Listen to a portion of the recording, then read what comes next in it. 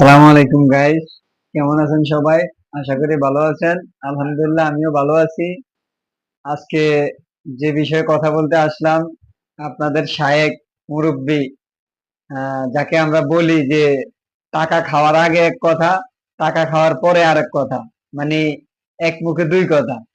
তো আমার কথা তো আপনাদের বিশ্বাস হবে না, কারণ আমরা সুন্নিরা যেটা বলি সেটা আপনাদের বিশ্বাস হয় না, কারণ সেটা আমরা বলছি তো আমাদের মুখ দিয়ে।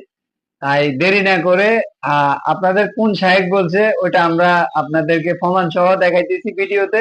আপনারা দেখেন, তারপরে আপনাদের মতামতটা আপনারা জানিয়ে দিন। কবর জিয়ারত করা এটা পুরুষদের জন্য সুন্নাহ।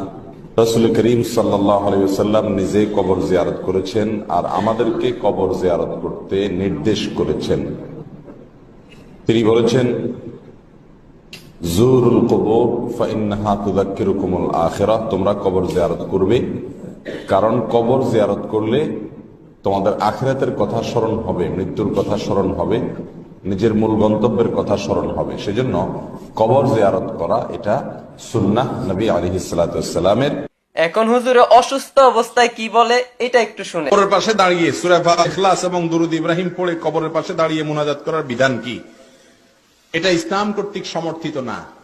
আমাদের দেশে আমরা বেশিরভাগ মানুষ মনে করি যে কবরস্থানে গিয়ে সূরা ফাতিহা পড়তে হয় একবার, সূরা ইখলাস পড়তে হয় তিনবার, আল হাকুমুত তাকাসুর পড়তে হয়, আবার আপনার আয়াতুল কুরসি পড়তে হয়, আরো কি কি আছে। এগুলো সব আমাদের মৌলভী সাহেবদের বানানো আমল। এগুলা মেড ইন মদিনা না, এগুলো 2 নম্বর, মেড ইন চায়না।